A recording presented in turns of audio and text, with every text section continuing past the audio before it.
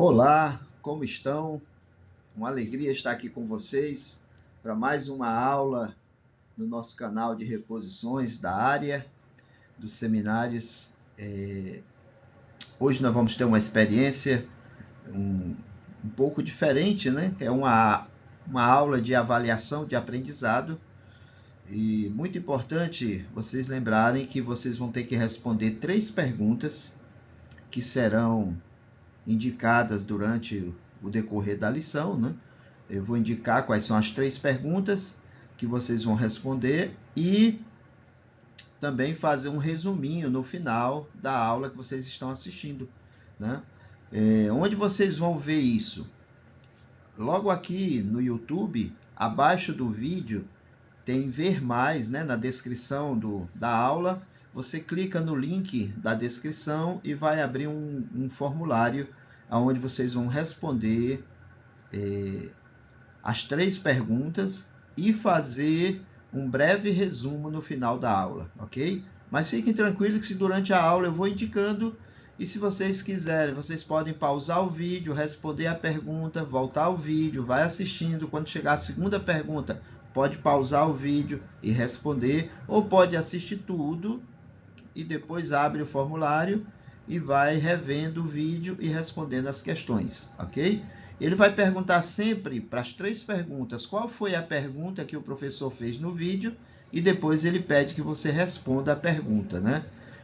Então, a primeira questão que ele vai perguntar é qual é o tema da lição. E o tema da lição é esse aqui, ó, lição 146, Doutrina e Convênio 133 a 134, avalie o aprendizado 9, né? É a experiência número 9 de avaliar o aprendizado. Importantíssimo essa avaliação para o seu conclusão com crédito, ok? Então, eu convido vocês a fazerem parte dessa lição e aprendermos juntos sobre, desde a avaliação de aprendizado número 8, a anterior, até hoje, o que vocês viram e como isso teve algum impacto sobre o seu aprendizado e sobre a sua melhor maneira de ser um discípulo do Salvador. Então, vamos começar pelo objetivo da nossa lição de hoje, né? Ela tem um objetivo.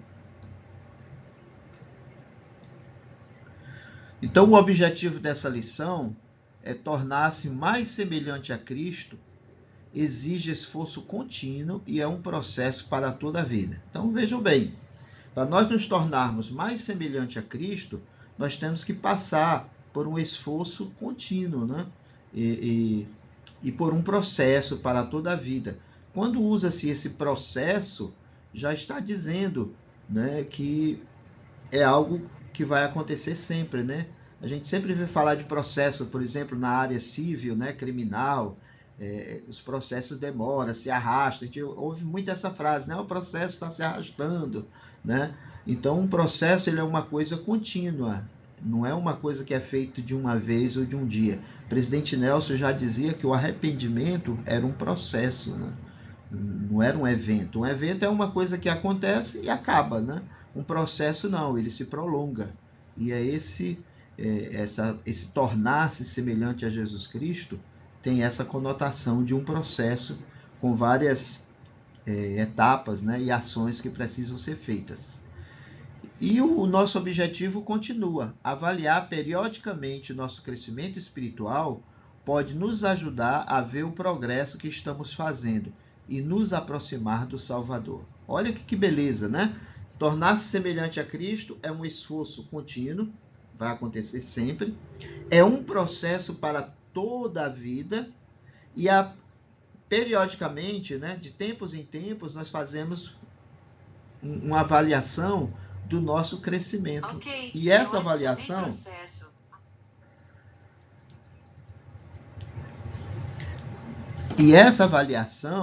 ela vai nos ajudar a nos aproximar mais do Salvador, né? Porque quando eu avalio, eu vou saber onde eu estou e o que eu preciso fazer para chegar aonde eu me propus, né? E a gente pode ver isso aí algo que acontece na igreja constantemente, né? Nós tivemos agora, na minha estaca, sábado e domingo, Agora, nesse final de semana, nós tivemos a conferência da estaca, né? E as conferências provê isso, né? É exatamente o que diz, conferência é conferir, né? E nós conferimos como está a nossa vida entre uma conferência e outra, né? Olha só, entre 2 espaços de tempo, né? De 6 em 6 meses nós temos uma conferência e nós podemos conferir como estão as nossas metas, o nosso crescimento, né? E é essa a ideia dessa lição hoje, de avaliar, desde a última avaliação até hoje, como estamos em relação ao curso do seminário e como ele tem afetado para que nós possamos ser melhores discípulos de Cristo. E aí ele continua, esta lição nos ajuda a avaliarmos como o estudo de doutrina e convênios nos tem ajudado a crescer espiritualmente, né? Então eu gostaria de convidá-los a, durante o período dessa aula, ter essa pergunta em mente, né? Como o estudo de doutrina e convênios nos tem ajudado a crescer espiritualmente? E essa semana que passou, nós estudamos muito sobre o templo, né? Nós vimos sobre as ordenanças vicárias de salvação pelos nossos entes queridos falecidos, né? Vimos sobre o casamento, a importância do casamento celestial. Tivemos uma visão do que foi a lei do casamento plural, né? E do casamento eterno. E então foi uma semana assim muito voltada para o templo, né? Essas sessões que nós estudamos aí foram muito voltadas para o templo. E eu gostaria de ter essa analogia do templo, de uma construção de templo, com a construção do nosso caráter espiritual. Então eu vou colocar agora algumas imagens de construção de um templo e eu gostaria de chamar a atenção de vocês para alguns fatos. Vocês sabem que templo é esse? Isso, é o templo de Salt Lake. Quem falou isso, acertou, né? Já ganhou aí um chocolate virtual, né? Aqui são algumas imagens da obra do templo de Salt Lake. Ok? Ali ó, no fundo nós podemos ver o tabernáculo. Olha só, o tabernáculo foi construído, né? E o templo ó, ainda estava no alicerce. Olha lá, o tabernáculo lá no fundo e o templo ainda subindo as paredes. Aqui já uma estrutura mais robusta, né? Mais avançada. E aqui já praticamente finalizado. Vocês sabem quanto tempo levou para construir esse templo? Pausa o vídeo e faz uma pesquisa aí na Biblioteca do Evangelho, né, nos livros de história da igreja, quanto tempo levou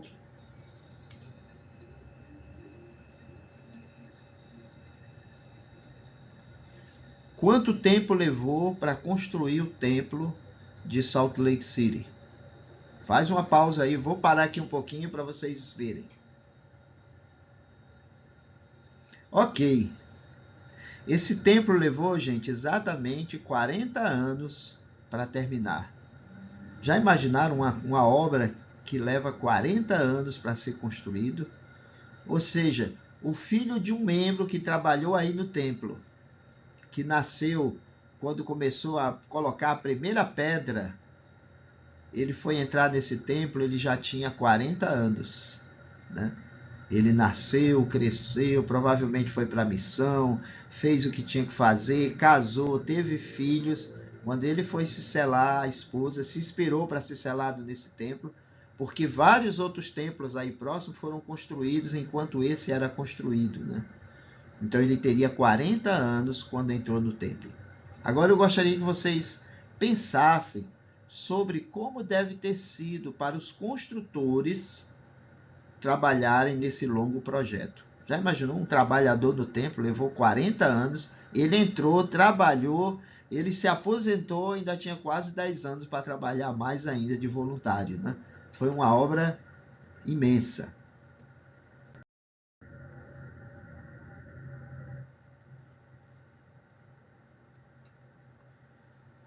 Agora eu gostaria que vocês pensassem na ótica de que se você fosse um dos construtores do templo, vamos pensar que você é um dos trabalhadores nessa obra que levou 40 anos para ser executada.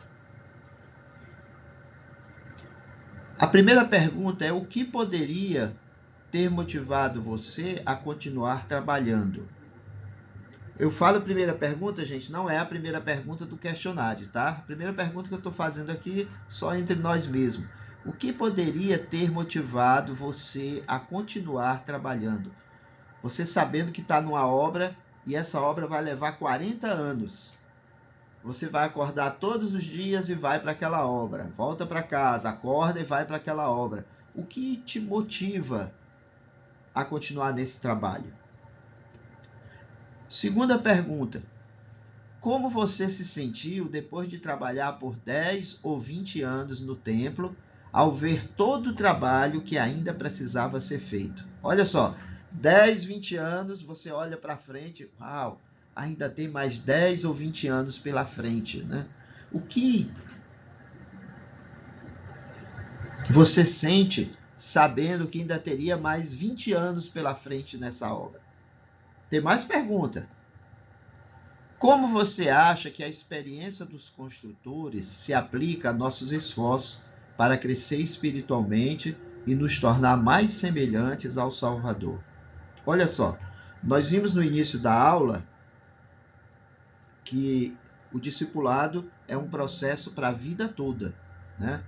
E nossa vida toda não é só 10 ou 20 anos, né? Pode ser muito mais. Eu hoje estou com 61 anos, né?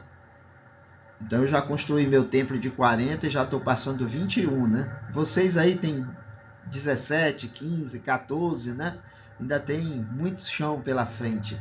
Mas o que essa experiência de construir um templo que levou 40 anos se assemelha com os esforços que nós fazemos para construir a nossa vida? Nas Escrituras, o Senhor diz que o nosso corpo é um templo, né? Nós temos que cuidar dele. Então, como seria essa obra tão grandiosa, né? De 20, 40, 60, 80, 100 anos? E agora sim, a primeira pergunta que vocês vão responder lá no questionário, tá? A primeira pergunta é essa: embora o processo seja longo, o que você está aprendendo sobre o valor de se esforçar para tornar-se mais semelhante a Jesus Cristo a cada dia? Olha só, o processo de construir a nossa vida é longo. O que você está aprendendo sobre o valor de se esforçar para tornar-se mais semelhante a Jesus Cristo a cada dia? O que as Escrituras nos ensinam? Especialmente Doutrina e Convênios, que é o livro que nós estamos estudando hoje, né? O que você tem aprendido sobre o valor de esforçar-se para tornar-se mais semelhante a Jesus Cristo a cada dia? Se você quiser, pode pausar o vídeo e responde já lá no questionário. Se não, anota aí a pergunta. Daqui a pouquinho, quando terminar a aula, você abre o questionário e já responde essa primeira questão, né? Na realidade, é a segunda questão, né? Porque a primeira é qual o nome ou o título da aula.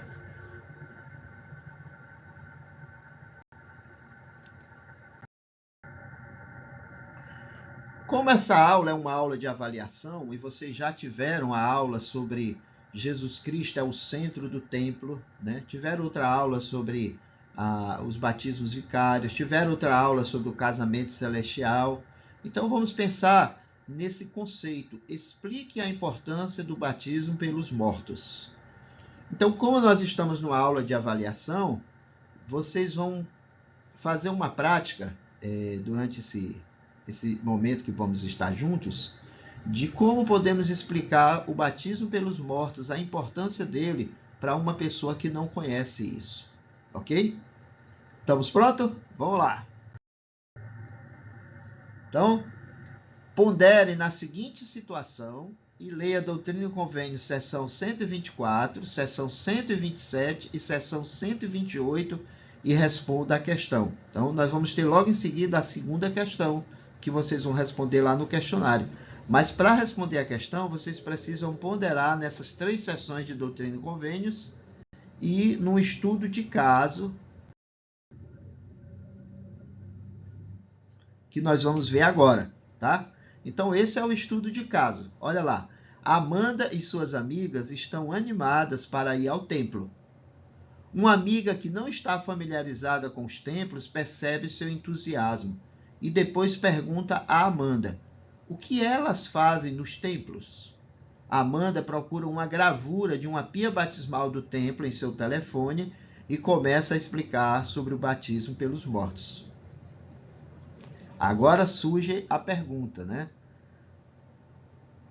O que você diria se lhe fosse pedido que explicasse o batismo pelos mortos a um amigo? Viram aí a Amanda, né? Falando sobre, para a colega, perguntando por que ela se empolgava tanto, né? O que era o batismo pelos mortos? Então, essa é a segunda pergunta da aula, que você vai responder lá. Qual foi a segunda pergunta que o professor fez no vídeo? A pergunta é: o que você diria se lhe fosse pedido que explicasse o batismo pelos mortos a um amigo? Aí tem um que, né? O que você diria? Não saiu no copia-cola, né? Mas é o que você diria se lhe fosse pedido que explicasse o batismo pelos mortos a um amigo. Como você explicaria isso? Vamos supor que você é amigo da Amanda e você vai ter que explicar para ela o batismo pelos mortos. Como você faria isso? Vai lá no formulário e responde essa questão, tá bom? Se quiser, pode pausar o vídeo e já responde. Se não, continua, depois você vai lá e responde. Vamos adiante, então.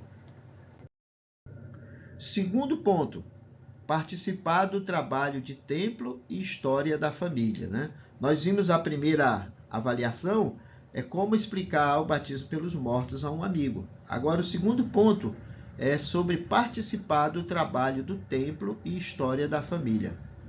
O Elder R. Biaire, né, conselheiro na primeira presidência, ele disse assim, na Liahona, em maio de 2017, foi uma conferência geral, e ele disse assim, olha, muitos jovens descobriram que o fato de doarem parte de seu tempo para fazer a pesquisa de história da família e o trabalho do templo aprofundou seu testemunho do plano de salvação. Isso aumentou a influência do Espírito e diminuiu a influência do adversário na vida deles. Ajudou-os a se sentirem mais próximos de sua família e do Senhor Jesus Cristo. Aprenderam que esse trabalho salva não apenas os mortos, ele salva a todos nós. Olha só que citação poderosa, né? E ele diz aqui que muitos jovens, e eu tenho certeza que você foi um desses jovens, né? Que descobriram que o fato de doarem parte de seu tempo para fazer o trabalho do templo aprofundou o seu testemunho do plano de salvação, né? Então, quando é que você doa seu tempo? Quando você para na frente do computador ou no seu celular e faz uma pesquisa, né? E imprime um cartão daqueles de ordenança.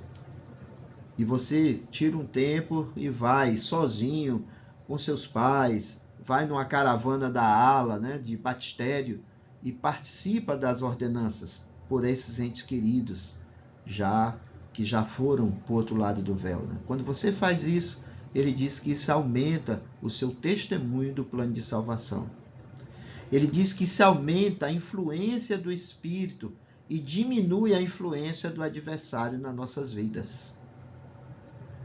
Ele diz que isso ajuda a nós nos sentirmos mais próximos da nossa família e do Senhor Jesus Cristo. Olha lá aquele processo que vai construindo a nossa vida de discípulo, que leva muito tempo. Ele diz que isso vai ajudar a acelerar esse sentimento de pertencimento e de proximidade ao Salvador Jesus Cristo.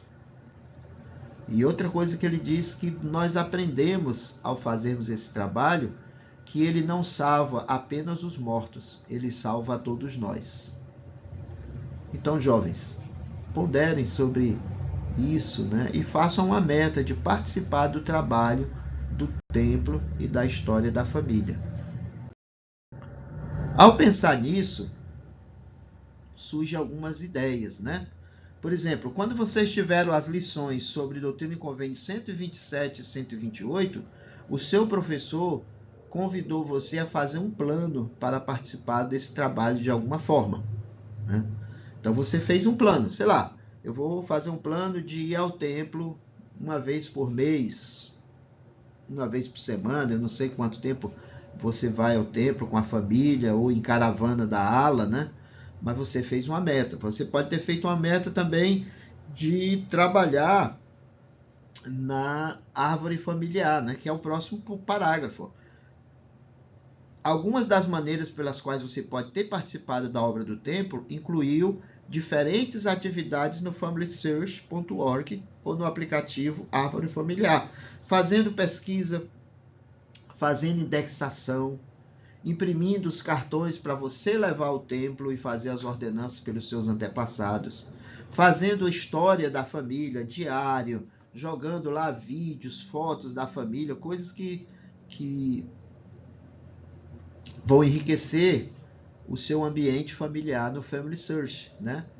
Então, descreva o que você aprendeu e compartilhe seus sentimentos sobre essa experiência, né? Seria muito bom você colocar isso lá no próprio Family Search, né? Tem a parte lá que você pode colocar sentimentos, impressões, testemunhos, né? E também você pode escrever aí para os seus amigos do seminário e o seu testemunho, né? Ou pode colocar aqui no chat aqui das nossas aulas, ok? E o terceiro ponto é sentir mais confiança em Deus durante as provações, né? Também vimos nas aulas que os santos sofreram muita perseguição, né? E provações. Provações são um teste, né? Quando você está na escola, na faculdade, você faz testes, provas mensais, bimestrais, parciais, né? Aí faz Enem, faz concursos, né? E a vida, ela é uma escola. E nós temos que fazer algumas provas, alguns testes, de vez em quando, para mostrar como está sendo o nosso aprendizado, né? Então, olha outra pergunta aqui interessante. Como as coisas que você aprendeu agora em Doutrina e Convênios, né, nesse curso que você está fazendo, o ajudaram a sentir-se diferente em relação às suas provações? O que você aprendeu no curso, vendo a vida dos pioneiros, né? O próprio sacrifício que o Salvador Jesus Cristo fez por nós, os profetas e muitos santos, né? O que você aprendeu que ajudou você a sentir-se diferente em relação às suas provações? E aí entramos na terceira pergunta da aula, que vocês vão responder lá no questionário, que é: o que você aprendeu sobre o Pai Celestial e Jesus Cristo ao vivenciar momentos difíceis? Olha que pergunta maravilhosa, né? O que você aprendeu sobre o Pai Celestial e Jesus Cristo ao vivenciar momentos difíceis? Eu gostaria de convidá-los a ponderar sobre essas 3 perguntas que foram feitas, responder lá e faz um pequeno resumo dessa aula, né, que é uma aula de avaliação também do seu aprendizado. Eu gostaria só de acrescentar o meu testemunho, jovens, de que Deus vive, essa é a sua igreja, o Senhor tem um amor muito grande por cada um de nós e Ele tem muita preocupação, Ele tem feito com que todas as coisas contribuam para que a construção do nosso caráter espiritual progrida a cada dia. Mesmo sabendo que é um processo longo para toda a vida, mas o Senhor tem estabelecido todas as possibilidades e tem dado todos os meios e a ajuda necessárias para que nós passemos por essa vida e que possamos crescer em direção a Ele. Eu sei disso. Temos um profeta vivo. Presidente Oaks é um profeta de Deus. O Quórum dos 12 é um grupo governante da igreja e tem nos ensinado e nos ministrado da melhor maneira possível. Eu sei que Deus vive e sou muito grato pelos ensinamentos, pelas ordenanças e tudo que o Senhor tem providenciado para o nosso crescimento. Em nome de Jesus Cristo. Amém. Até a próxima. Não esquece de responder lá o questionário aqui embaixo, tá? Na descrição do grupo vocês encontram. Um abraço Fui!